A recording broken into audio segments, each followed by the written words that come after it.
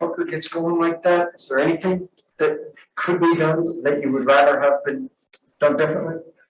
Yeah, I mean, we were trying to blitz him in the pick and rolls, and our blitzes weren't impacting. I thought they impacted him pretty good in the first half, but not as much in the second half. And then in the second half, he was getting them in all kinds of ways, not just pick and rolls. It was catch and shoots. It was pitch and get it back, moving around quite a bit. So, yeah, that's what he does. Go ahead, John. Yeah, so hot from threes. You kind of figure after they go two of 10 in the first half, that's going to come.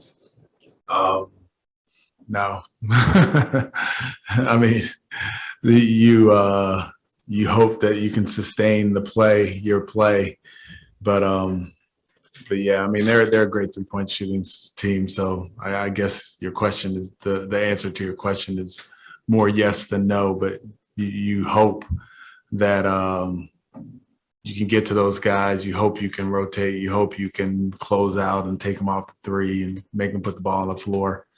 And we did that for the most part. They're just a really good team, and they're a good, experienced, battle-tested team, well coached, all of those things, and all those things showed up tonight.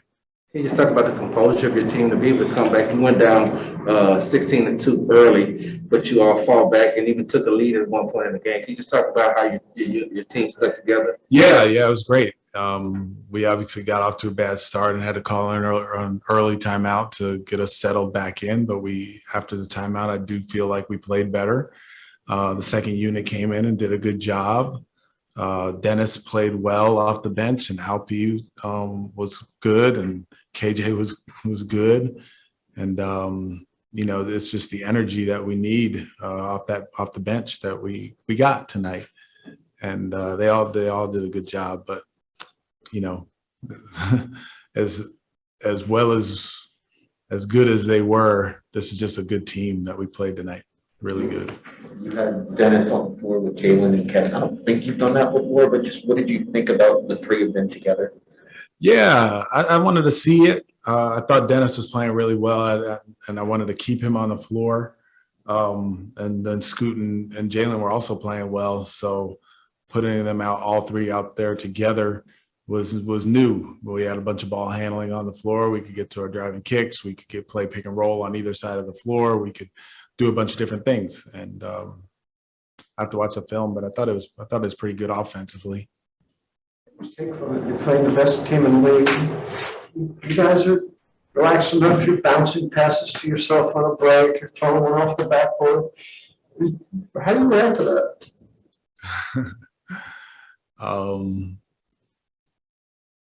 I don't know. I don't know. As a basketball purist, that's not what I'm used to seeing, stuff like that. But we have a young group that's enthusiastic about playing. To the point we're making about things getting away from you defensively in the second half, was it lack of communication or just they're not understanding where to be in certain spots defensively? No, it was we just weren't early enough. We weren't recognizing early enough. They were in the first half, and they do this. In the first half, our defense was in front of us, so we could kind of help them through with our communication from the bench. And I told them at halftime, like, you're not going to have us to help you on that end of the floor. So it's going to be your communication that's going to get you through. And we did have some breakdowns in our communication, which led to open shots or rolls or whatever. But for the biggest part, two biggest parts to me were the transition buckets that they got, the fast break points, and then the offensive rebounds that they got.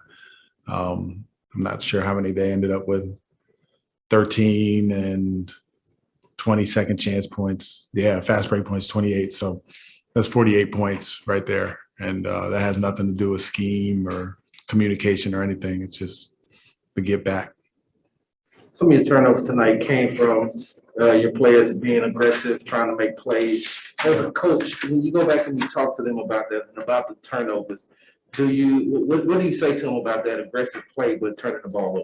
Yeah, I mean, we had 4 turnovers, I believe, in the first half, and ended up with 12, which is a fine number. It's just we have to make sure that I talk more about like the process than the actual action of the turnover. So the spacing or the read or the pace that we're going at, or maybe you can hesitate a little bit, and less about like the actual turnover itself. Because if we improve our spacing or improve our screening, then the next step is not turning it over. So it's more about, like, for me, teaching them the correct kind of structure that will put you in a position where you're not turning the ball over as much.